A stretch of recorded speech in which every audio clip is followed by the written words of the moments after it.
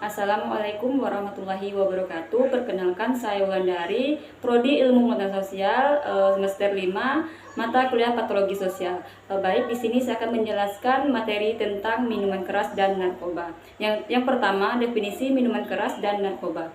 Narkoba merupakan singkatan dari narkotika, psikotoporika, dan obat terlarang. Narkotika merupakan obat atau zat yang berasal dari tanaman maupun bukan tanaman, sintesis maupun semi-sintesis, yang dapat menimbulkan pengaruh-pengaruh tertentu bagi mereka yang menggunakan dan memasukkan zat tersebut ke dalam tubuh manusia. Pengaruh tersebut dapat berupa pembiusan, hilangnya rasa sakit, rangsangan semangat, dan halusinasi, atau timbulnya khayalan-khayalan yang menyebabkan efek ketergantungan bagi pemakainya. Yang kedua ada miras. Sedangkan miras atau disebut juga dengan minuman keras merupakan minuman yang mengandung alkohol dan dapat menimbulkan ketagihan.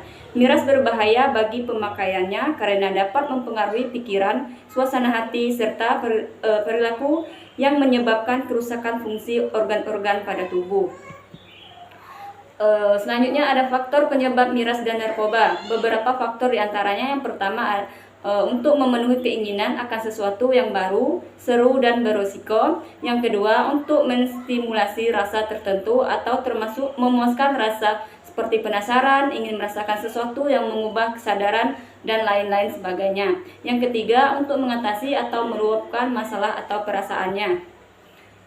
Terus ada bentuk-bentuk dari miras dan narkoba. Narkotika banyak sekali macamnya, ada yang berbentuk cair, padat, serbuk, daun-daun, dan lain sebagainya. Di antaranya seperti opioid, kokain, ganja. Adapun bentuk-bentuk minuman beralkohol seperti anggur, bir, rum, sake, tua, mirin, dan sebagainya. Sedangkan angka kasus miras dan narkoba di Indonesia yang dijelaskan, Kepala Badan Narkotika Nasional Komjen Pol Anang Iskandar meningkatkan kembali bahaya narkoba dan status Indonesia dalam darurat narkoba. Anang menyebutkan sekitar 50 orang meninggal setiap hari karena penyalahgunaan narkotika dan obat terlarang tersebut. Data BNN mencatat sekitar 4,2 juta warga Indonesia menggunakan narkoba pada pertengahan 2014, dan lembaga ini menargetkan bisa melebihi sekitaran 100.000 penggunaan narkoba di tahun ini. Sekitar 50 orang meninggal setiap hari karena narkoba, dan kerugian ekonomi maupun sosial mencapai sebanyak 60 triliun per tahun, ujar Anang dalam jumpa pers bersama Menteri Komunikasi dan Informatika Rudiantara di kantor pusat Kominfo Jakarta. Selanjutnya ada dampak narkoba dan miras di masyarakat. Narkoba sebagai zat yang sangat diperlukan untuk pengobatan dalam pelayanan kesehatan, namun sering kali disalahgunakan, tidak sesuai dengan standar pengobatan. Dan jika disertai peredaran narkoba secara gelap, akan menimbulkan akibat yang sangat merugikan perorangan ataupun masyarakat, khususnya generasi muda. Bahkan dapat menimbulkan bahaya yang sangat besar bagi kehidupan dan nilai-nilai budaya bangsa, pada akhirnya akan melemahkan ketahanan nasional. Narkoba dengan mudahnya dapat diperoleh, bahkan sudah dapat diracik sendiri yang sulit dideteksi.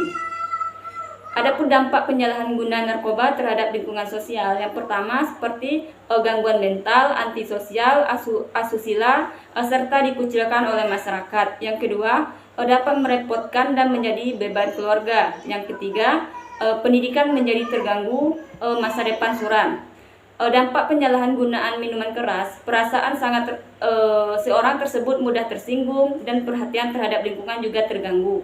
Menekan pusat pengendalian diri sehingga yang bersangkutan menjadi berani dan agresif dan bisa tidak terkontrol, akan menimbulkan tindakan-tindakan yang melanggar norma dan sikap moral yang lebih parah lagi, akan dapat menimbulkan tindakan pidana atau kriminal.